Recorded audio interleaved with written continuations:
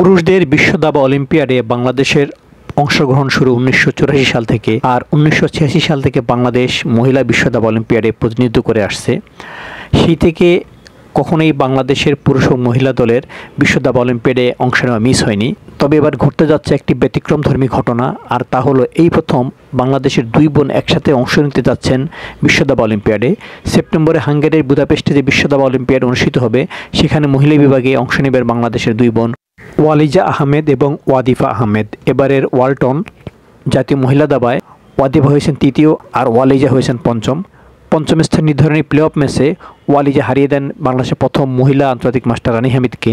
ফলে চ্যাম্পিয়ন নওশীন আঞ্জুমের সাথে runners up Sharmin Sultana Shirin, তৃতীয় হওয়া ওয়াদিফা আহমেদ, চতুর্থ হওয়া নুসরাত জাহান আলো এবং পঞ্চম স্থান পাওয়া ওয়ালিজা অংশ নিতে যাচ্ছেন বিশ্ব দাবা অলিম্পিয়াডে। এর মাধ্যমে আরেকটি জিনিস হলো, বাংলাদেশের 5 সদস্যের এই বহরে 4 জনই জুনিয়র, একমাত্র শারমিন সুলতানা শিরিনই সিনিয়র। এই উঠতি খেলোয়াড়দের অংশগ্রহণটাকে ইতিবাচক মনে করছে বাংলাদেশ দাবা ফেডারেশন।